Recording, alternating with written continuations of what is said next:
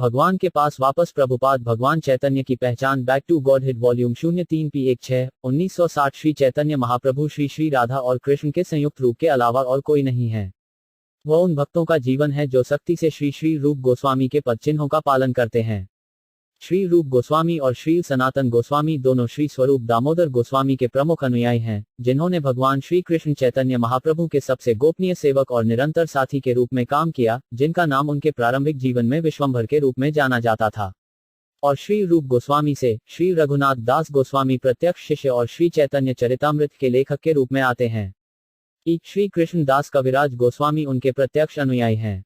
गोस्वामी कृष्ण दास कविराज के प्रत्यक्ष शिष्य श्री नरोत्तम दास ठाकुर हैं, जिन्होंने विश्वनाथ चक्रवर्ती को अपने सेवक के रूप में स्वीकार किया। विश्वनाथ चक्रवर्ती ने जगन्नाथ दास बाबाजी को स्वीकार किया, जिनसे श्री भक्तिविनोद ठाकुर को दीक्षा दी गई थी, और श्री गौर किशोर दास बाबाजी ओम विष्णुपद भक्ति सिद्धांत सरस्वती प्रभुपाद के आध्यात्मिक गुरु हमारे विनम्र दिव्य आध्यात्मिक गुरु थे। उपरोक्त श्री चैतन्य महाप्रभु से लेकर हमारे विनम्र होने तक शिष्य उत्तराधिकार की श्रृंखला है।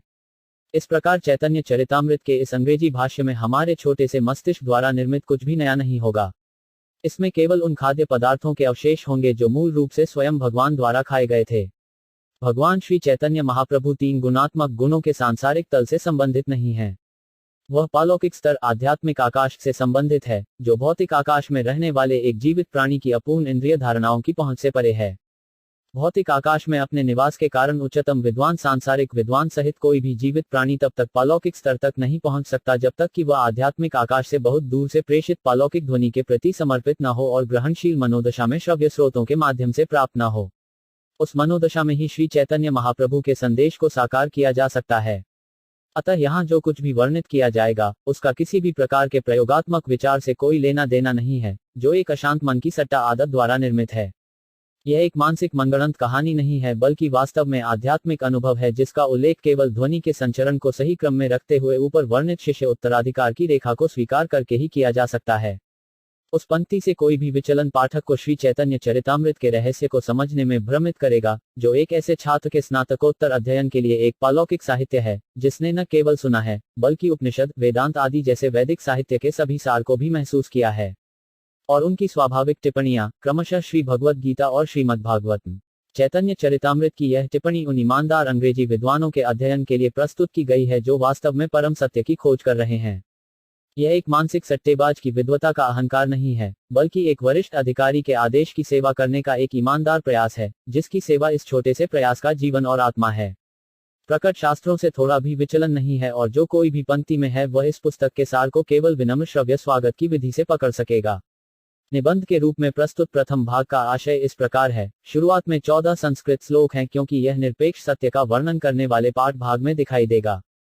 संस्कृत के अगले 3 श्लोकों में वृंदावन के 3 प्रमुख देवताओं अर्थात श्री श्री राधा मदन मोहन, श्री श्री राधा गोविंद देव और श्री श्री राधा गोपीनाथ जी का वर्णन किया गया है। पहले 14 नारों में से पहला सर्वोच्च सत्य का प्रतीकात्मक प्रतिनिधित्व है, और पहले भाग का पूरा हिस्सा वास्तव में इस एकल श्लोक को समर्पित है। उस विवरण में आध्यात्मिक गुरु के मामले में सभी प्रासंगिक तथ्यों का वर्णन किया गया है। आध्यात्मिक गुरु को सर्जक आध्यात्मिक गुरु और प्रशिक्षक आध्यात्मिक गुरु के नाम से पुकारे जाने वाले 2 पूर्ण तथ्यों में विभाजित किया गया है। ये दोनों एक हैं और एक जैसे हैं, क्योंकि ये दोनों ही परम सत्य की अभूतपूर्व अभिव्यक्ति हैं। फिर ऐसे भक्त हैं जो 2 वर्गों में विभाजित हैं, अर्थात प्रशिक्षु और उत्तीर्ण। सर्वोच्च भगवान असंख्य बीम और विस्तार के साथ मौजूद हैं। ऐसे विस्तारों को शक्ति का अवतार, गुण का अवतार और अधिकार का अवतार कहा जाता है। इसलिए वे कुल 3 हैं। भगवान का वर्णन उनके प्रकट और लीलाओं में किया गया है। उनकी शक्तियों को मुख्य रूप से 3 बताया गया है। ऐसी शक्तियों को भगवान के राज्य में पत्नियों के रूप में वर्णित किया गया है। द्वारकाधाम की रानियां उन सभी में सबसे ज्यादा ब्रज की कन्याएं हैं। भगवान श्री कृष्ण और उनके विभिन्न पूर्ण भाग सभी स्वयं भगवान की श्रेणी में हैं, जबकि उनके भक्तों को शाश्वत सहयोगी माना जाता है। वैसे भक्त भी उनकी शक्ति हैं। सामर्थ्य और सामर्थ्य अनिवार्य रूप से एक ही होने के कारण वे मूल रूप से एक हैं, लेकिन दोनों का कार्य अलग अलग प्रदर्शित होने के कारण वे एक साथ भिन्न भी हैं। इस प्रकार परम सत्य एक इकाई में विविधता से प्रकट होता है। वेदांत सूत्र के अनुसरण में इस दार्शनिक सत्य को अचिंत वेद तत्व या एक साथ एक और पूर्ण सत्य से अलग की अवधारणा कहा जाता है। और इस अध्याय के बाद के भाग में श्री चैतन्य महाप्रभु और श्री नित्यानंद प्रभु की दिव्य स्थिति को उपरोक्त आस्तिक तथ्यों के संदर्भ में वर्णित किया गया है।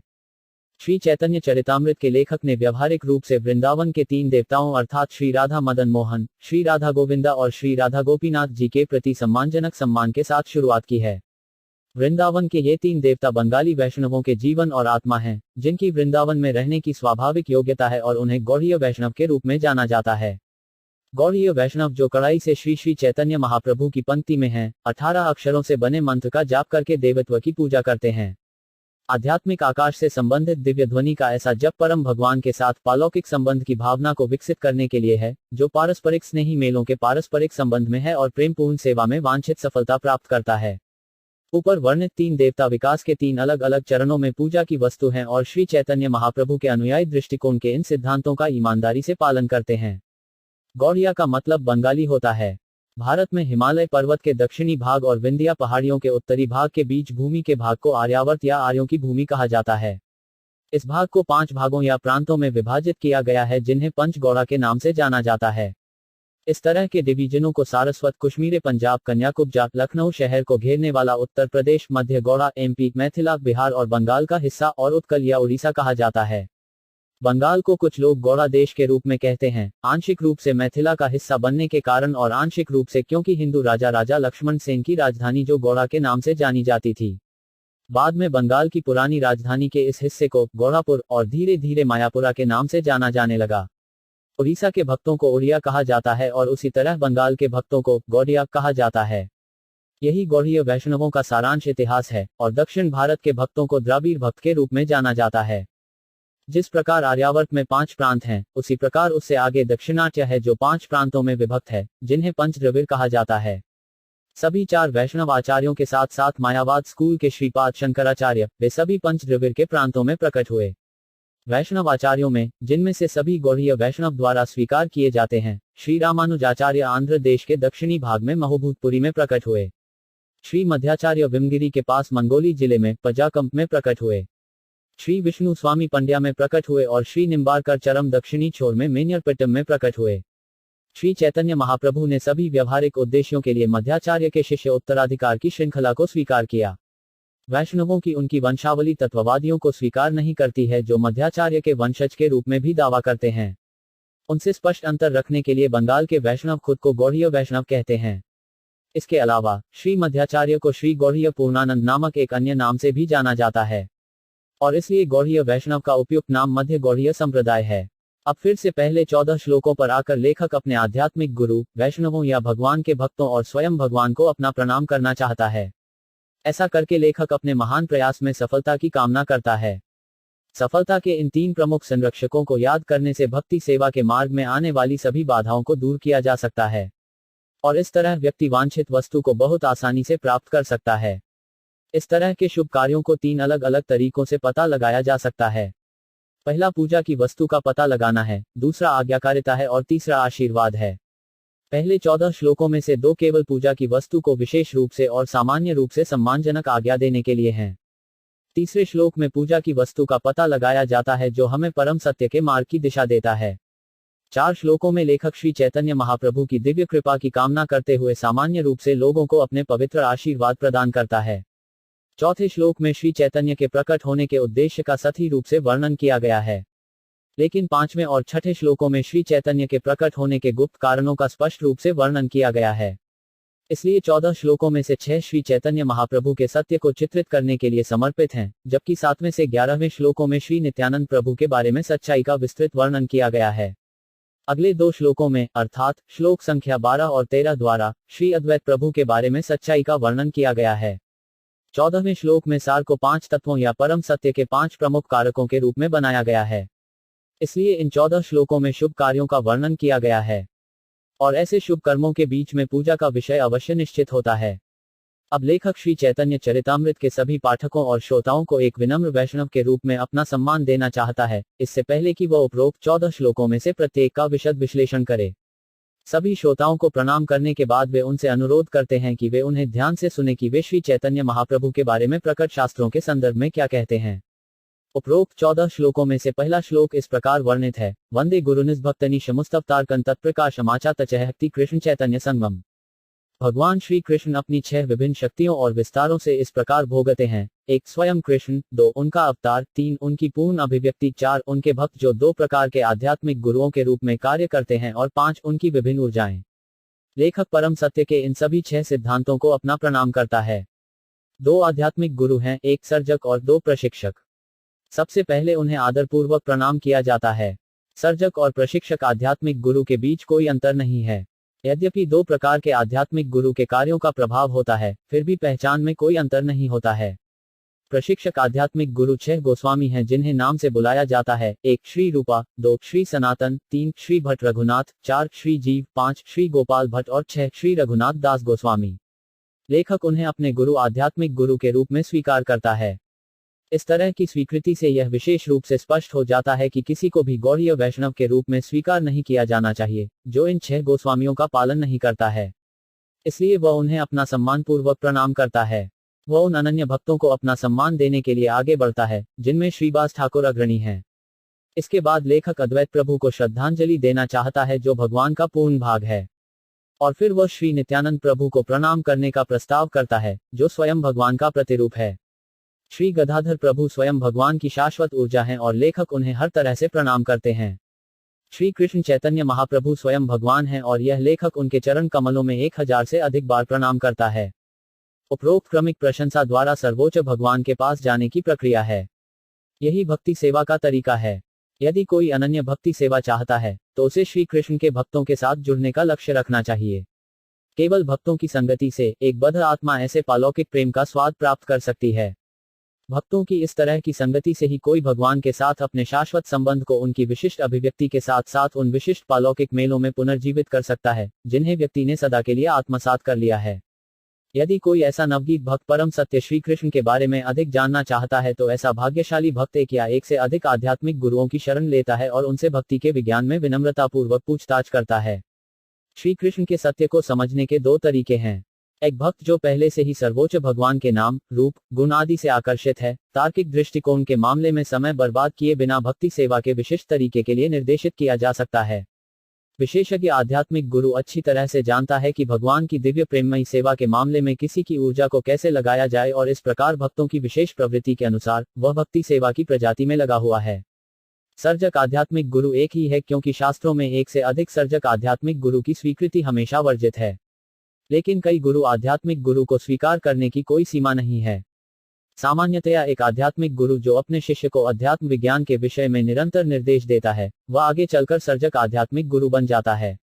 हमें हमेशा यह याद रखना चाहिए कि जो व्यक्ति किसी आध्यात्मिक गुरु को दीक्षा के लिए स्वीकार करने के लिए अनिच्छुक है वह निश्चित रूप से भगवान के पास वापस जाने के अपने प्रयास में भ्रमित हो जाता है। ऐसा व्यक्ति जो उचित रूप से दीक्षित नहीं है वह स्वयं को एक महान भक्त के रूप में प्रस्तुत कर सकता है, लेकिन वास्तव में उसे आध्यात्मिक प्राप्ति की ओर प्रगतिशील यात्रा के रास्ते में कई बाधाओं का सामना करना पड़ता है और कुल परिणाम यह है कि उसे अपनी सामग्री की अवधि जारी रखनी है बिना किसी राहत के अस्तित्व।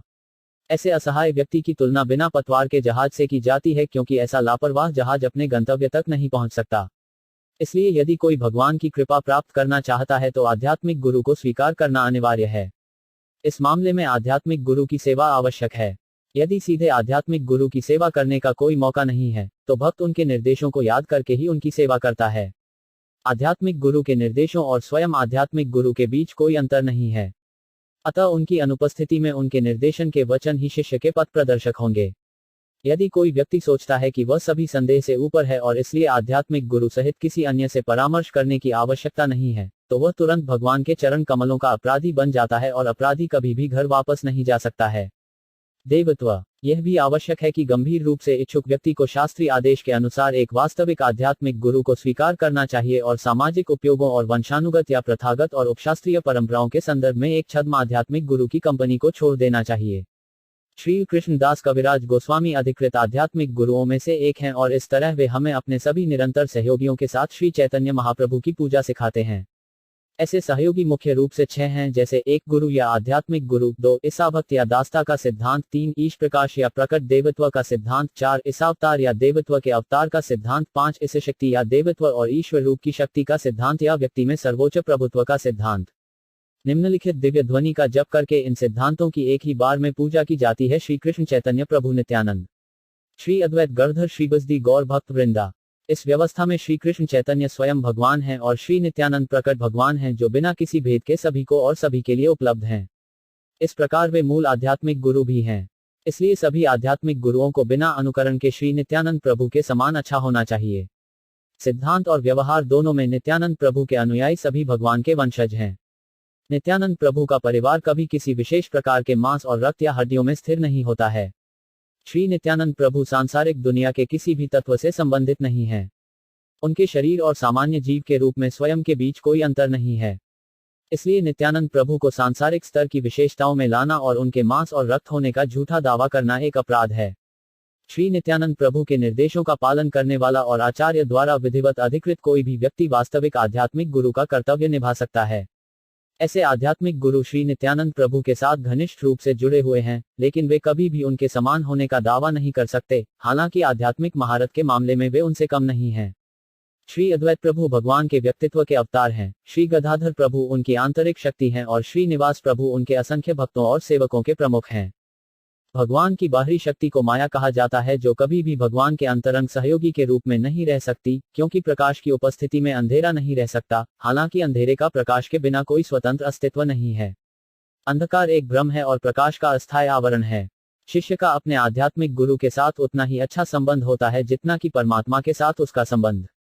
आध्यात्मिक गुरु हमेशा खुद को भगवान के व्यक्तित्व के सबसे विनम्र सेवक के रूप में प्रस्तुत करेगा, लेकिन शिष्य को उसे भगवान के प्रकट प्रतिनिधित्व के रूप में देखना चाहिए। श्री चैतन्य चरितामृत के रचयिता इस तथ्य को कई पयज सोनेट में बहुत अच्छी तरह से समझाते हैं। उनका कहना है कि आधिकारिक शास्त्रों के सिद्धांतों के अनुसार आध्यात्मिक गुरु श्री कृष्ण के समान पद पर हैं, क्योंकि वह अपने शिष्य पर दया करते हैं। इसलिए एक आध्यात्मिक गुरु शिष्य द्वारा दी जाने वाली सुविधाओं का भोक्ता नहीं होता है, बल्कि इसके विपरीत वह आध्यात्मिक गुरु एक निरंतर सेवक होता है, जैसे माता पिता अपने बच्चों के लिए होते हैं। माता पिता की सबसे चौकस सेवा के बिना कोई भी बच्चा मर्दानगी तक नहीं बढ़ सकता है, और इसी तरह आध्यात्मिक गुरु की देखभाल के बिना कोई भी दिव्य सेवा के स्तर तक नहीं उठ सकता है।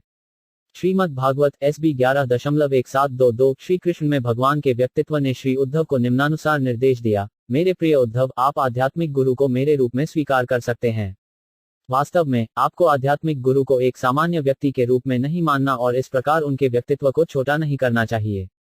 गुरु या आध्यात्मिक गुरु सभी प्रमुख देवताओं का प्रतिनिधित्व करते हैं, जैसा कि हम पहले ही आध्यात्मिक गुरु के दो सिद्धांतों पर चर्चा कर चुके हैं, अर्थात सर्जक आध्यात्मिक गुरु और प्रशिक्षक आध्यात्मिक गुरु एक हैं। तो श्री कविराज गोस्वामी कहते हैं कि प्रशिक्षक आध्यात्मिक गुरु उतना ही श्री कृष्ण का वास्तविक प्रतिनिधि है, क्योंकि श्री कृष्ण स्वयं भी हमें भीतर और बाहर से आध्यात्मिक गुरु के रूप में पढ़ाते हैं। भीतर से वे हमें परमात्मा के रूप में हमारे निरंतर साथी के रूप में सिखाते हैं और बाहर से वे हमें सिखाते हैं, जैसे कि यह भगवत गीता में है, और इसलिए प्रशिक्षक आध्यात्मिक गुरु के रूप में भी। आध्यात्मिक गुरु को आचार्य या पालौकिक प्रोफेसर कहा जाता है। अध्यात्म विज्ञान के ऐसे प्राध्यापक शिष्य को अध्यात्म विज्ञान के अध्ययन में दीक्षा देते हैं, और इस संबंध में किए जाने वाले समारोह को उपनयन या आध्यात्मिक गुरु के करीब लाने के लिए कहा जाता है। जिसे आध्यात्मिक गुरु के इतने करीब नहीं लाया जा सकता है, उसे शूद्र के रूप में दर्शाया जाता है, जो बिना किसी पवित्र धागे के रहता है। ब्राह्मण, क्षत्रिय और वैश्य के शरीर पर लटका हुआ पवित्र धागा आध्यात्मिक गुरु द्वारा इस तरह की दीक्षा का प्रतीक है, और यदि इसे उच्च वंश का दावा करने के मामले में रखा जाता है तो धागा एक पाई के लायक भी नहीं है। आध्यात्मिक गुरु का कर्तव्य है कि वह शिष्य को धागा समारोह द्वारा दीक्षा देता है, और इस तरह के संस्कार या शुद्धिकरण प्रक्रिया के बाद आध्यात्मिक गुरु शिष्य को वेद पढ़ाना शुरू करते हैं। एक शूद्र में जन्मे व्यक्ति को इस तरह की आध्यात्मिक दीक्षा से वंचित नहीं किया जाता है, लेकिन उसे एक आध्यात्मिक गुरु द्वारा अनुमोदित किया जाना चाहिए, जो ब्राह्मण बनने का अधिकार देने के लिए अधिकृत है, अगर वह शिष्य को पूरी तरह से क्रम में पाता है। ऐसा आध्यात्मिक गुरु तभी प्रामाणिक हो सकता है जब उसे स्वयं वैदिक शास्त्रों का पूर्ण ज्ञान हो और वह स्वयं शास्त्रों के आदेशों का पालन करने का आदी हो। इस आध्यात्मिक महारत के साथ साथ वास्तविक शिष्य के संकेत का विशिष्ट विवरण मनु संहिता 2.140 और वायु पुराणम दोनों में वर्णित है। श्रीमद् भागवत में भी SB 11.296 श्री उद्धव जी ने श्री कृष्ण से योग के बारे में सभी आवश्यक निर्देश सुनकर कहा, हे भगवान, दिव्य कवि या आध्यात्मिक विज्ञान के विशेषज्ञ आपके प्रति अपनी ऋणी व्यक्त नहीं कर सकते, भले ही वे एक ब्रह्मा के लंबे जीवन से संपन्न हों। वे इतने असमर्थ हैं क्योंकि कोई भी आपकी दया की मात्रा का अनुमान नहीं लगा सकता है, जिसे आप बाहर से आध्यात्मिक गुरु के रूप में और भीतर से सुपर आत्मा के रूप में प्रकट करते हैं। सभी एक जीवित प्राणी की प्रतिकूल परिस्थितियों को दूर करने और अपने आप को उसके शुद्ध हृदय में प्रकट करने के लिए वास्तव में भगवान अपनी अपार करुणा से ही स्वयं को आध्यात्मिक गुरु के रूप में प्रकट करते हैं। इसलिए एक आचार्य के व्यवहार में भगवान के व्यक्तित्व की ओर से दासता के भाव के अलावा कुछ भी नहीं है। वह सेवक देवत्व के सर्वोच्च व्यक्तित्व हैं। इसलिए यदि कोई व्यक्ति बिना इस तरह की दासता के अपने को आचार्य के रूप में प्रस्तुत करता है, तो उसे अपराधी माना जाएगा और ऐसा आक्रामक रवैया आचार्य की योग्यता नहीं हो सकता।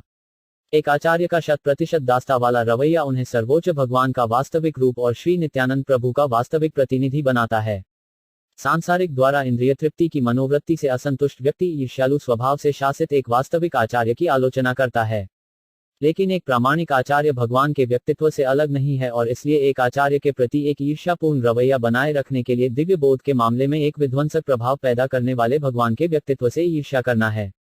जैसा कि ऊपर उल्लेख किया गया है कि एक शिष्य हमेशा अपने आध्यात्मिक गुरु के साथ श्री कृष्ण के रूप में व्यवहार करेगा, लेकिन साथ ही यह हमेशा याद रखा जाएगा कि एक आध्यात्मिक गुरु श्री कृष्ण की हर एक दिव्य लीला का अनुकरण करने के लिए अधिकृत नहीं हो सकता है। झूठे आध्यात्मिक गुरु हर क्रिया में खुद को श्री कृष्ण के समान मानते हैं और एक निर्दोष शिष्य की भावनाओं का विभिन्न तरीकों से शोषण करते हैं। निर्विशेषवादी ही शिष्य को भ्रमित कर सकता है कि आध्यात्मिक गुरु हर दृष्टि से कृष्ण के समान है, क्योंकि ऐसी अवैयक्तिक इच्छा अंततः उनके साथ एक हो जाना है। वास्तविक दर्शन अचिंत वेद्वेद तत्व है जो सब कुछ एक साथ एक के रूप में स्थापित करता है और भगवान के व्यक्तित्व से अलग है। वास्तविक आध्यात्मिक गुरु की यही वास्तविक स्थिति होती है। श्री रघुनाथ दास गोस्वामी इस तथ्य की पुष्टि करते हैं और कहते हैं कि हमें हमेशा मुकुंद श्री कृष्ण के साथ उनके घनिष्ठ संबंध के संदर्भ में आध्यात्मिक गुरु के बारे में सोचना चाहिए। श्री जीवा गोस्वामी ने अपनी भक्ति संदर्भ 216 में स्पष्ट रूप से परिभाषित किया है कि एक शुद्ध भक्त द्वारा आध्यात्मिक गुरु और भगवान शिव को भगवान के व्यक्तित्व के साथ एक के रूप में देखने का अनुमान उनके बहुत प्रिय होने के संदर्भ में लगाया जाता है। भगवान का व्यक्तित्व सभी प्रकार से समान होना। श्री दास गोस्वामी और श्री जीवा गोस्वामी के पद चिन्हों का अनुसरण करते हुए बाद में श्री विश्वनाथ चक्रवर्ती जैसे आचार्यों ने भी आध्यात्मिक गुरु पर अपनी प्रसिद्ध प्रार्थनाओं में उसी सत्य की पुष्टि की है कि आध्यात्मिक गुरु को सभी प्रकट में भगवान के व्यक्तित्व के समान स्वीकार किया जाता है। शास्त्रों में लेकिन भगवान के बहुत प्रिय और गोपनीय सेवक बनने के लिए उन्हें इतना स्वीकार किया जाता है। इसलिए गौड़ीय वैष्णव श्री गुरुदेव आध्यात्मिक गुरु की पूजा भगवान के दास व्यक्तित्व और भक्ति सेवा के सभी पुराने साहित्य में या श्री नरोत्तम दास ठाकुर, श्री भक्ति विनोद ठाकुर या किसी अन्य शुद्ध वैष्णव आध्यात्मिक गुरु के गीतों में करते हैं। हमेशा या तो श्रीमती राधारानी की गोपनीय सहयोगी या श्री नित्यानंद प्रभु के प्रकट प्रतिनिधित्व में से एक के रूप में माना जाता है। एक आध्यात्मिक गुरु जिसे पालौकिक विज्ञान के मामले में पढ़ाना होता है, वह एक व्यवहारहीन और संवेदनहीन विचलित व्यक्ति नहीं हो सकता। अध्यात्म विज्ञान की सच्चाइयों से विचलित एक व्यवहारहीन व्यक्ति को वास्तविक आचार्य के रूप में नामित नहीं किया जा सकता है। आचार्य आध्यात्मिक गुरु को दो भागों में विभाजित किया गया है, एक मुक्त आत्मा पूरी तरह से भक्ति सेवा के ध्यान में लीन है और दो प्रासंगिक निर्देश के माध्यम से किसी व्यक्ति की आध्यात्मिक अंतरात्मा के आह्वानकर्ता के रूप में। भक्ति विज्ञान को एक पूजा की वस्तु और दो पूजा के साधनों के संबंध में विभाजित किया गया है।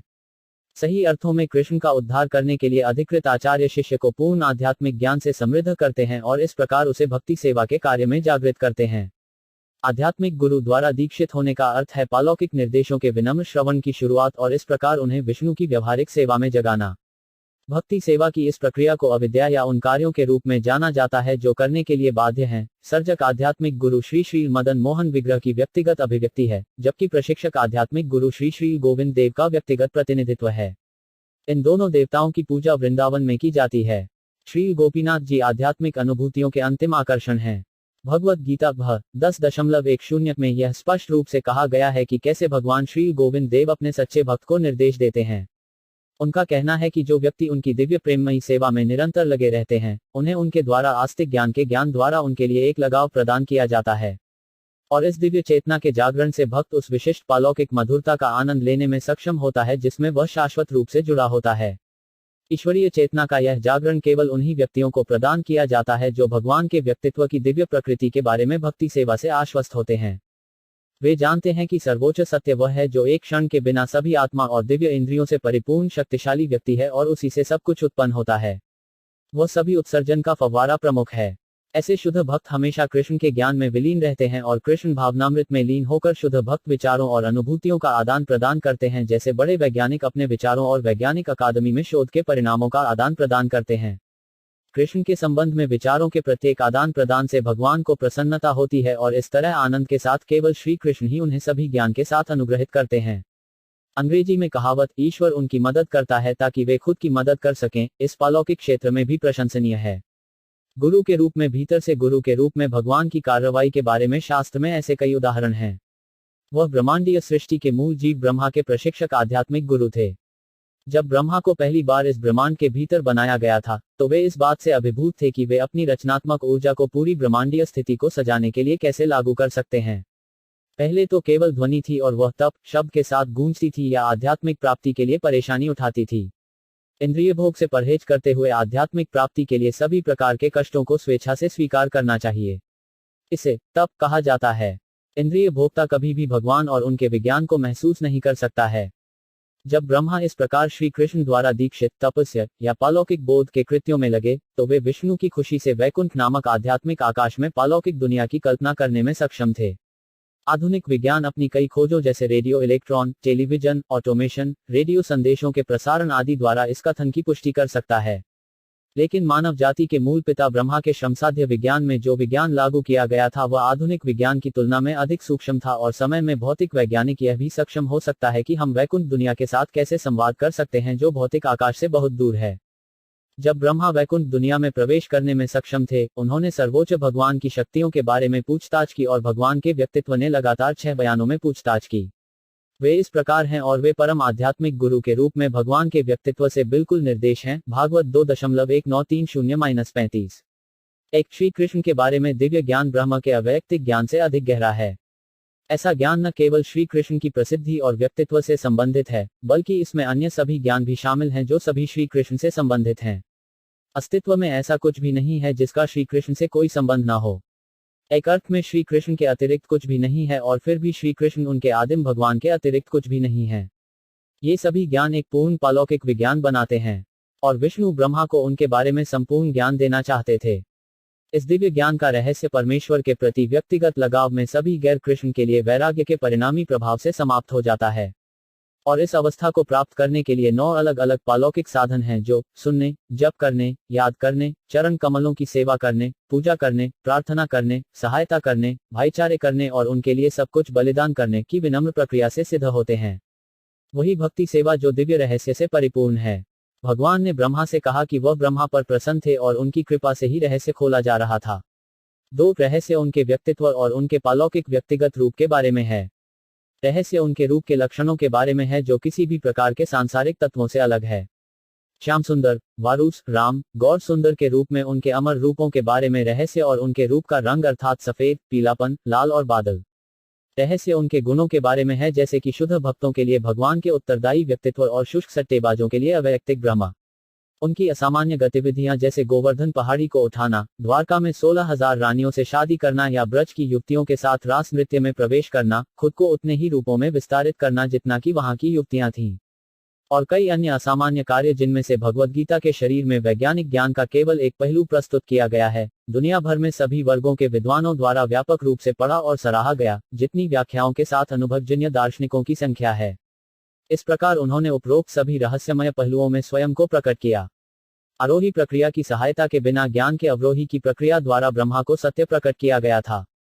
उनकी दया उनसे ब्रह्मा जैसे भक्त पर या ब्रह्मा से नारद तक और नारद से व्यास और व्यास से सुखदेव आदि तक शिष्य उत्तराधिकार की वास्तविक श्रृंखला में उतरती है। हम अपने किसी भी सांसारिक प्रयास से रहस्य की खोज नहीं कर सकते हैं, लेकिन यह केवल उनकी कृपा से ही उचित भक्त के लिए खोला जाता है। और ऐसे भक्तों के विभिन्न चरण होते हैं। सेवा भाव के विकास की क्रमिक प्रक्रिया के अनुपात में रहस्य धीरे धीरे खुल जाता है। दूसरे शब्दों में, जैसा कि ऊपर उल्लेख किया गया है, अवैयक्तिकतावादी जो बिना किसी विनम्र श्रवण आदि के एक सट्टा आदत द्वारा ज्ञान के अपने गरीब कोष की ताकत पर निर्भर हैं, वे उस रहस्यमय क्षेत्र में प्रवेश नहीं कर सकते हैं जहां सर्वोच्च सत्य एक पालौकिक व्यक्ति है बिना भौतिक तत्वों के। रहस्य की खोज का अर्थ है सेवक के एक सामान्य वर्ग द्वारा महसूस की गई अवैयक्तिक विशेषता को समाप्त करना। 3 देवत्व के पालौकिक व्यक्तित्व के रहस्य को प्रकट करने के क्रम में अहम शब्द का प्रयोग जानबूझकर किया जाता है। यह अहम शब्द भगवद गीता में भी व्यापक रूप से प्रयोग किया गया है, जो कि श्रीमद् भागवत का प्रारंभिक अध्ययन है। निरपेक्ष व्यक्ति की अवैयक्तिक विशेषता को ब्रह्म कहा जाता है, जिसे भागवत में अहम शब्द पर जोर देते हुए स्पष्ट रूप से समझाया गया है। भगवान कभी भी ब्रह्मांडीय अभिव्यक्ति के बनाए गए प्राणी नहीं है। वह इस भौतिक संसार के निर्माण से पहले मौजूद है। अवैयक्तिक ब्रह्म या अकथनीय अज्ञात सभी पालौकिक व्यक्ति के अधीनस्थ हैं, और इस ब्रह्मांडीय सृष्टि के विनाश के बाद वह हमेशा के लिए मौजूद रहेगा। श्रुति या वेदों में एक ही सत्य को निम्नलिखित शब्दों में समझाया गया है। सृष्टि से पहले ही वासुदेव थे और न तो ब्रह्मा थे और न ही शंकर, केवल नारायण थे और ब्रह्मा और रुद्र सहित कोई नहीं। आदि। उनके अस्तित्व का अर्थ है उनका नाम, प्रसिद्धि, रूप, गुण, सामग्री, सब कुछ। राजा है अर्थात राजा अपने सभी सहयोगियों और कुलीन वर्ग के साथ है। राजा कभी अकेला नहीं होता। जब राजा का नाम लिया जाता है तो उसकी सारी संपदा और पैरा। यह लेख यहाँ समाप्त होता है। निबंध और पाठ पहला भाग अंक 16 से जारी। 4 भगवान के सर्वोच्च व्यक्तित्व की इस वास्तविक और असत्य विशेषता को अधिक स्पष्ट रूप से इस प्रकार समझाया गया है। अंधकार प्रकाश की अनुपस्थिति का नाम है। प्रकाश में कोई अंधकार नहीं होता है, लेकिन यह बाहरी अनुभव या प्रकाश की नकारात्मक धारणा है। इसी तरह ईश्वर का राज्य या वैकुंठ दुनिया बिना किसी परिवर्तन या विनाश के वास्तविकता है। भौतिक दुनिया वैकुंठ दुनिया की एक अस्थायी छाया है और इस तरह भौतिक दुनिया में जीवन अस्थायी है, ज्ञान अपूर्ण है और खुशी टिमटिमाती है, क्योंकि छाया हमेशा अस्थायी और टिमटिमाती है और बिना किसी पदार्थ के होती है। भौतिक संसार वैकुंठ संसार का अभूतपूर्व प्रतिनिधित्व है। सूर्य की किरणें अंधेरे में दर्पण द्वारा परावर्तित होती हैं।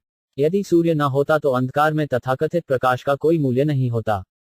सूर्य की किरण का परावर्तन सूर्य के अस्तित्व का प्रमाण है। जीव परम पूर्ण के इतने अलग अलग टुकड़े हैं। जीवन की विभिन्न श्रेणियों में ऐसे जीव इस भौतिक जीवन में प्रवेश करते हैं और इसे एक झूठा और अस्थायी जीवन देते हैं। मामला निष्क्रिय है और इसलिए मायने रखता है क्योंकि इसमें कोई स्वचालित क्रिया नहीं है।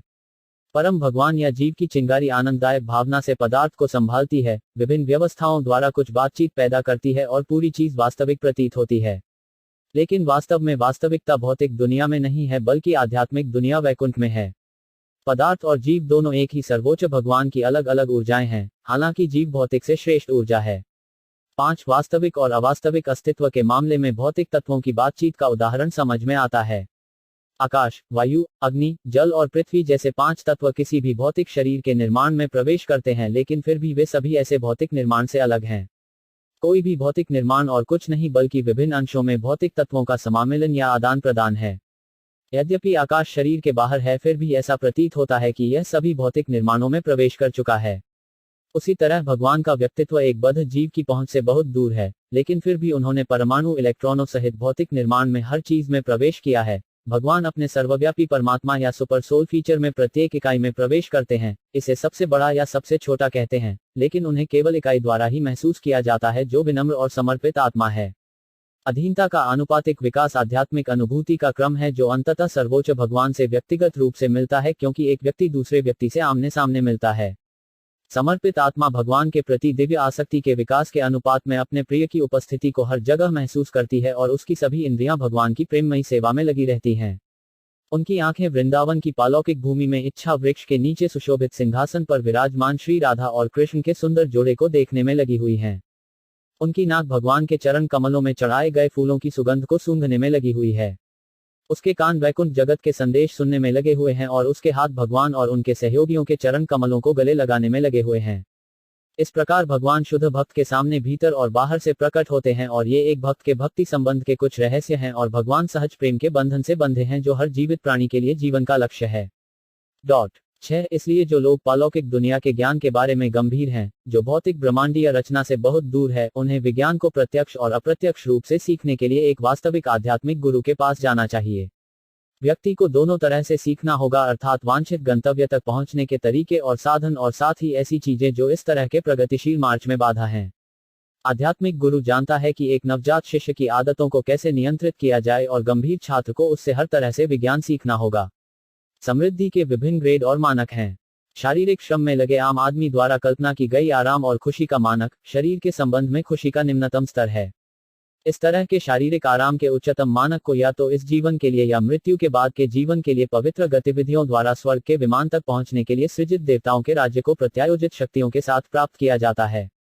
लेकिन स्वर्ग में आरामदायक जीवन की यह अवधारणा एक होने के सुख की तुलना में महत्वहीन है। निर्वैयक्तिक ब्रह्म में ब्रह्मानंद की खुशी या अवैयक्तिक ब्रह्म से प्राप्त आध्यात्मिक आनंद की तुलना समुद्र के सामने एक गड्ढे से की जाती है, जब कोई भगवान के लिए शुद्ध प्रेम विकसित करता है। दिव्य सुख का बढ़ता हुआ सागर भगवान के व्यक्तित्व की संगति से उत्पन्न होता है। जीवन के उस चरण तक पहुंचने के लिए स्वयं को योग्य बनाना जीवन की सर्वोच्च पूर्णता है। भगवान के घर वापस जाने के लिए टिकट खरीदने का प्रयास करना चाहिए, और ऐसे यात्रा टिकट की कीमत केवल एक तीव्र इच्छा है। करोड़ों जीवन के सतत पुण्य कर्मों से भी इस तीव्र इच्छा को जगाना आसान नहीं है। सांसारिक संबंधों के सभी संबंध समय के साथ टूटना निश्चित है, लेकिन एक बार भगवान के व्यक्तित्व के साथ संबंध स्थापित हो जाने के बाद, विभिन्न मेलों में भौतिक दुनिया के विनाश के बाद भी इसे कभी नहीं तोड़ा जाना चाहिए। श्री कृष्णदास कविराज गोस्वामी इसलिए एक महान भक्त श्री बिल्वमंगल ठाकुर द्वारा रचित कृष्ण कर्णमित के गीतों से एक आधिकारिक मार्ग उद्धृत करते हैं। उन्हें लीलासुख के रूप में नामित किया गया था। वह भगवान की शाश्वत लीलाओं में प्रवेश करने की तीव्र इच्छा रखता था और ब्रह्मकुंड के आसपास 700 वर्षों तक वृंदावन में रहता था। श्री बिल्वमंगल ठाकुर दक्षिण भारत में प्रकट हुए और विष्णु स्वामी के प्रमुख शिष्य थे। ऐसा कहा जाता है कि उन्होंने द्वारकाधीश देवता की स्थापना की, जिसे बल्लभ संप्रदाय वैष्णवों को पूजा के लिए सौंप दिया गया था। वह 8वीं शताब्दी शक में फला फूला। चिंतामणि उनकी प्रशिक्षक आध्यात्मिक गुरु थी, क्योंकि पहले तो उन्होंने ही उन्हें आध्यात्मिक मार्ग दिखाया था। सोमगिरी उनके सर्जक आध्यात्मिक गुरु थे और श्री कृष्ण जो लगातार मोर के पंख से सजाए जाते हैं, उनके प्रशिक्षक आध्यात्मिक गुरु भी थे। उन्होंने उन सभी को समान अवधि के लिए प्यार किया है और यही वह बिंदु है जिसे हमें इस संबंध में नोट करना होगा। भगवान श्री कृष्ण की आराधना में वे वर्णन करते हैं कि श्रीमती राधारानी उनके चरण कमलों की छाया में आश्रय लेती हैं और दाम्पत्य प्रेम की दिव्य मधुरता का आनंद लेती हैं। कृष्ण कर्णामृत का यह पूरा ग्रंथ श्री कृष्ण और श्रीमती राधारानी की दिव्य लीलाओं को समर्पित है। यह श्री कृष्ण के उच्चतम श्रेणी के भक्तों द्वारा पढ़ी और समझी जाने वाली पुस्तक है। हमारी बद्ध अवस्था में जब हम भौतिक शरीर में लगे होते हैं तो श्री कृष्ण को इन नग्न आंखों से देखना संभव नहीं है, लेकिन हम उसकी उपस्थिति को महसूस कर सकते हैं यदि हम उसे वास्तविक सेवा प्रदान करते हैं। और केवल ऐसी दिव्य प्रेममयी सेवा से संतुष्ट भगवान, जो परम आत्मा के रूप में सभी के हृदय में मौजूद हैं, अपनी सलाह देते हैं और अपने प्रतिनिधि को एक मुक्त आत्मा को हमारे प्रशिक्षक आध्यात्मिक गुरु के रूप में भेजकर हमें अनुग्रहित करते हैं। इसलिए यह अनिवार्य है कि दिव्य विज्ञान सीखने के लिए अवांछनीय व्यक्तियों की संगति से बचना चाहिए और हमेशा संतों और संतों की संगति की तलाश करनी चाहिए जो हमें पालौकिक ज्ञान का पाठ पढ़ाने में सक्षम हैं। ऐसी साक्षात आत्मा के गर्भित शब्द हमारे हृदय में प्रवेश करते हैं और इस तरह हमारे अवांछनीय जुड़ाव के वर्षों से संचित सभी प्रकार की भ्रांतियों को मिटा देते हैं। एक नवजात भक्त के लिए अवांछनीय व्यक्ति हैं, एक स्थूल भौतिकवादी लगातार इंद्रिय तृप्ति के मामले में लगे रहते हैं, और 2 अविश्वासी जो भगवान के व्यक्तित्व की सेवा नहीं करते हैं, लेकिन सट्टा आदत से मन की इंद्रियों और मन की इच्छाओं की सेवा करते हैं। दिव्य अनुभूति की तलाश करने वाले बुद्धिमान व्यक्ति अपनी कंपनी से बहुत ईमानदारी से बचना चाहिए। वैकुंठ के संदेशों की चर्चा में लगातार लगे संतों और ऋषियों के साथ इस तरह के संबंध का लाभ भागवत 3.2522 में वर्णित है, जो भगवान कपिला ने अपनी मां देवहूति से कहा था। भगवान ने कहा, भक्तों के साथ घनिष्ठ संबंध से ऐसा होता है कि मेरे गर्भवती वचनों की व्यवस्थित रूप से चर्चा की जाती है और उनकी संगति में ही ऐसे संदेश प्राप्तकर्ता के कर्णात्मक स्वागत को भाते हैं। और इन शक्तिशाली शब्दों को सुनने के क्रम में यह बहुत संभव है कि दिव्य अनुभूति का मार्ग स्पष्ट हो जाए और इसके परिणाम स्वरूप सबसे पहले मेरे प्रति श्रद्धा, धीरे धीरे आसक्ति और अंततः मेरे लिए पालौकिक प्रेम में विकसित हो। दिव्य बोध की प्रक्रिया भगवान के प्रति श्रद्धा की भावना से शुरू होती है और संतों और ऋषियों के साथ निरंतर संगति से ऐसी श्रद्धा भक्ति सेवा में बदल जाती है जो भौतिक वस्तुओं के लिए सभी प्रकार के अपवित्र लगाव को दूर कर देती है। जब वह इस प्रकार सभी भ्रांतियों से मुक्त हो जाता है तो एक व्यवस्थित स्थिरता आसक्ति को जन्म देती है जो अंततः भगवान के लिए सहज प्रेम की ओर ले जाती है। और संत कौन है? केवल वही जो भगवान के लिए अनन्य भक्ति रखते हैं, वे ही शुद्ध संत हैं। भगवान के प्रति इस तरह के शुद्ध भक्ति प्रेम के कारण ऐसे संतों में भगवान की उपस्थिति के जागरण की भावना विकसित होती है। श्रीमद् भागवत में भी ऐसा कहा गया है। भगवान ने दुर्वासा मुनि से कहा, जिन्होंने एक महान गृहस्थ भक्त राजा अम्बरीश के साथ झगड़ा किया था। राजा और मुनि के बीच गलतफहमी के परिणामस्वरूप बाद वाले ने राजा को मारने की कोशिश की। जब भक्त राजा की सुरक्षा के लिए भगवान के प्रसिद्ध हथियार सुदर्शन चक्र दृश्य पर प्रकट हुए। जब सुदर्शन चक्र ने दुर्वासा मुनि पर हमला किया तो वह हथियार से भयभीत होकर भाग गया और स्वर्ग के सभी बड़े देवताओं से व्यवहारिक रूप से आश्रय मांगा। हर कोई उनकी रक्षा करने में असमर्थ था, इसलिए अंततः उन्होंने भगवान के व्यक्तित्व से संपर्क किया, जिन्होंने मुनि को राजा से क्षमा मांगने के लिए भी भेजा और अपने भक्तों को यह कहकर महिमामंडित किया, संत मेरे दिल हैं और मैं भी उनका दिल हूँ। वे मेरे सिवा और कुछ नहीं जानते और न ही मैं उनके सिवा और किसी को जानता हूँ। इसी प्रकार महाराज युधिष्ठिर ने तीर्थ यात्रा से लौटने के बाद संत विदुर को संबोधित किया। राजा ने कहा, मेरे प्रिय श्रीमान, आप जैसे संत स्वयं तीर्थ यात्री हैं। ऐसे संत अपने हृदय में भगवान के आधिपत्य के कारण पापियों द्वारा प्रदूषित तीर्थ स्थान को शुद्ध कर सकते हैं, जो ऐसे स्थानों पर स्वयं को शुद्ध करने के लिए जाते हैं। ऐसे भक्त 2 भिन्न प्रकार के होते हैं, एक सहयोगी और 2 नवपाषाण। सिद्ध सेवकों को सहयोगी कहा जाता है, जबकि जो भक्त पूर्णता प्राप्त करने का प्रयास करते हैं वे नवपाषाण कहलाते हैं। सहयोगियों में से कुछ भगवान के व्यक्तित्व की समृद्धि से आकर्षित होते हैं और अन्य भगवान के वैवाहिक प्रेम से आकर्षित होते हैं। पूर्व भक्तों को वैकुंठ के दायरे में श्रद्धापूर्ण सेवा प्रदान करने के लिए रखा जाता है, जबकि बाद के भक्तों को श्री कृष्ण की प्रत्यक्ष सेवा के लिए वृंदावन में रखा जाता है। भगवान का व्यक्तित्व भी 3 प्रकार के अवतारों द्वारा स्वयं का विस्तार करता है। वे हैं 1 आंशिक अवतार, 2 गुणात्मक अवतार जैसे 3 पुरुष अवतार भौतिक संसार के निर्माण के मामले में और अन्य अवतार जैसे मत्स्य, कूर्म, वराह आदि। गुणात्मक अवतारों के बारे में ब्रह्मा, विष्णु और महेश्वर की तिकड़ी भौतिक दुनिया को बनाने, बनाए रखने और नष्ट करने के लिए गिना जाता है। और सशक्त अवतारों के उदाहरण राजा पृथु और वेद व्यास मुनि जैसे हैं। भगवान के व्यक्तित्व की विभिन्न श्रेणियों के अवतारों के अलावा वे खुद को 2 समान विस्तारों में प्रकट करते हैं, जिन्हें प्रकाश और विलास नाम से जाना जाता है। श्री कृष्ण ने द्वारका में 16,000 रानियों का विवाह किया और वे एक ही समय में एक ही रूप में प्रत्येक रानी के साथ उपस्थित थे। इसी प्रकार रास नृत्य के दौरान उन्होंने ब्रज की प्रत्येक कन्या के साथ युगल गीत प्रस्तुत करने के लिए स्वयं को उसी रूप में विस्तारित किया। एक ही मूल स्वरूप के भगवान के ऐसे असंख्य रूपों को प्रकाश विग्रह कहा जाता है। जब वे वृंदावन में बलदेव के रूप और वैकुंठ में नारायण जैसे अपने मूल रूप से थोड़ा अलग रूप से विस्तार करते हैं, तो वे अपने विलास विग्रहों का विस्तार करते हैं। श्री कृष्ण और बलदेव दोनों के शारीरिक रूपों में कोई अंतर नहीं है, लेकिन रंग अलग है। इसी प्रकार वैकुंठ में नारायण के 4 हाथ हैं, जबकि श्री कृष्ण के केवल 2 हाथ हैं। तो बलदेव और नारायण के इन रूपों को विलास विग्रह कहा जाता है। वासुदेव, अनिरुद्ध, प्रद्युम्न, संकर्षण आदि के रूप भी उनके विलास विस्तार हैं। इस तथ्य की पुष्टि श्रीमद्भागवत 10.3335 के शब्दों से होती है। भगवान श्री कृष्ण के सर्वशक्तिमान व्यक्तित्व ने 2 गोपियों के समूह के बीच खुद को अलग रखकर रस नृत्य के प्रदर्शन में खुद को शामिल किया। नृत्य में उपस्थित सभी गोपियों ने व्यक्तिगत रूप से महसूस किया कि जैसे ही भगवान ने नृत्य में प्रवेश किया, वे उन्हें गले लगा रहे थे। और इस पालौकिक रस नृत्य की एक झलक पाने के लिए स्वर्ग के सभी नागरिक संबंधित पत्नी के साथ विमानों में प्रकट हुए। तत्पश्चात उन्होंने श्रद्धापूर्वक प्रसन्नतापूर्वक आकाश से पुष्प वर्षा की। उनसे फूलों की बारिश को आकाशीय संगीत के साथ जोड़ा गया था। और वही भागवत 10.693 भगवान के रस नृत्य का वर्णन इस प्रकार है। यह आश्चर्यजनक था कि भगवान श्री कृष्ण, जो एक सेकंड के बिना एक हैं, ने अपने अपने घरों में 16,000 रानियों के साथ अपने विवाह के दौरान खुद को पेश करने के लिए 16,000 समान रूपों में खुद को विस्तारित किया। और श्री सनातन गोस्वामी द्वारा संकलित लघु भागवतमृतम में इस तथ्य की पुष्टि इस प्रकार है। LBA 1 अबेश 9 ऐसे असंख्य रूप जो सभी प्रकार से एक दूसरे से बिल्कुल मिलते जुलते हैं, प्रकाश विग्रह कहलाते हैं। और जहां तक विग्रह का संबंध है, जैसा कि ऊपर बताया गया है, वही लघुभागवतामृत इस प्रकार पुष्टि करता है। भगवान की अकल्पनीय रहस्यवादी शक्तियों द्वारा जब वे स्वयं को समान शक्ति के साथ विभिन्न रूपों में प्रस्तुत करते हैं, तब भगवान को विलास विग्रह के रूप में जाना जाता है। ऐसे विलास विग्रहों का प्रतिनिधित्व वृंदावन में बलदेव और वैकुंठ में नारायण के साथ साथ वासुदेव, अनिरुद्ध, प्रद्युम्न और संकर्षण के रूपों में उनके विस्तार में किया जाता है। श्री चैतन्य चरितामृत के लेखक इस प्रकार श्री कृष्ण की विभिन्न शक्तियों की विशेषता बताते हैं। तब प्रभु की प्राथमिक अन्य पत्नियां हैं। उन्हें लक्ष्मी रानी और ब्रज की युवती कहा जाता है। वैकुंठ में पत्नियों को लक्ष्मी नारायण के रूप में लक्ष्मी कहा जाता है। द्वारका में पत्नियों को रुक्मिणी कृष्ण के रूप में रानी कहा जाता है और वृंदावन में पत्नियों को राधा गोपीनाथ के रूप में गोपियां कहा जाता है। गोपीनाथ श्री कृष्ण, जो ब्रज के राजा नंद महाराज के पुत्र के रूप में संबोधित होने में आनंद लेते हैं, वे भगवान श्री कृष्ण के व्यक्तित्व का मूल रूप हैं।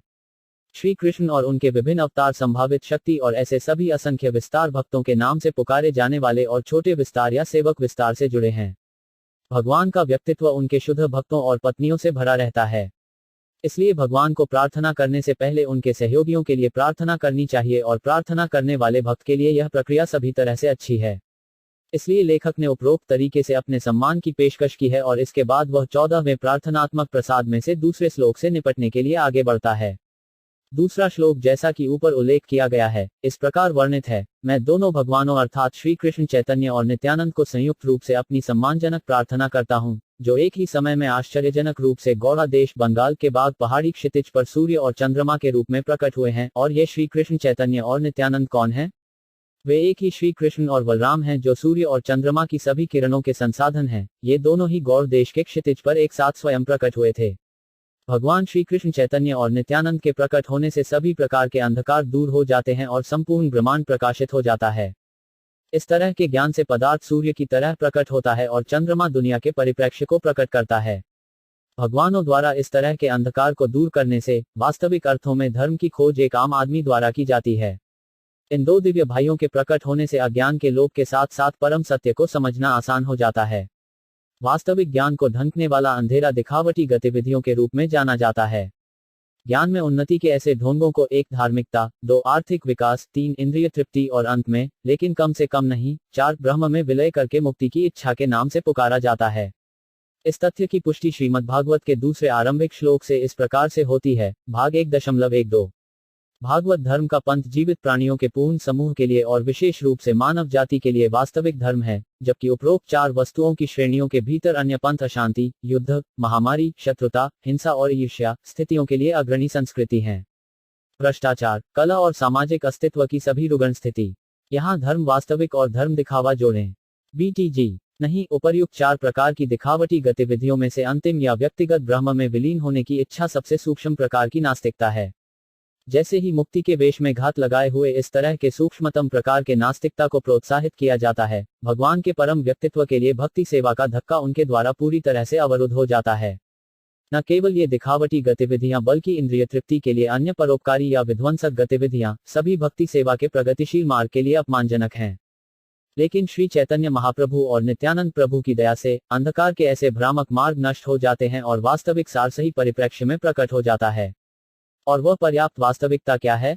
यह भगवान के सर्वोच्च व्यक्तित्व, उनकी भक्ति सेवा और श्री कृष्ण के लिए प्रेम के स्तर को प्राप्त करने के लिए श्री कृष्ण है। एक बार में इन सभी को प्राप्त करने का सबसे आसान तरीका उनके दिव्य नाम का जप है। सूर्य या चंद्रमा बाहरी अंधकार को दूर करता है और सभी भौतिक वस्तुओं को जीव के दर्शन के लिए उजागर करता है। लेकिन ये दोनों भाई किसी के दिल के अंतरतम कोने में घुस जाते हैं और अविद्या को मिटा देते हैं। ऐसा करने के बाद वे 2 भागवतों से मिलने के लिए जीवित रहते हैं, जिनमें से एक को भागवत पुराण कहा जाता है और दूसरे को भक्त भागवत कहा जाता है। भागवत का अर्थ है भगवान के व्यक्तित्व के संबंध में। ये 2 प्रकार के भागवत आध्यात्मिक लगाव के पालौकिक मधुरता को धारण करने में सक्षम हैं और इस तरह पालौकिक लगाव की प्राप्ति से सर्वोच्च भगवान स्वयं हमारे निरंतर साथी बन जाते हैं। श्री चैतन्य महाप्रभु और नित्यानंद प्रभु की सबसे आश्चर्यजनक विशेषता यह है कि वे दोनों एक साथ प्रकट हुए हैं और वे बहुत आसानी से पतित आत्मा के हृदय में प्रवेश कर सकते हैं।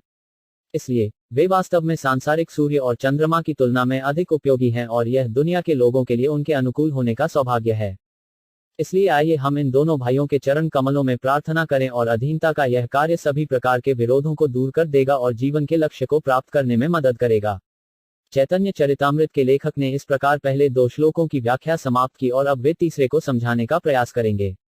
विषय इतना गंभीर और उदात्त है कि इसके लिए बहुत सारे स्पष्टीकरण की आवश्यकता है और जितना संभव हो सके न्यूनतम शब्दों में काम पूरा कर लिया है।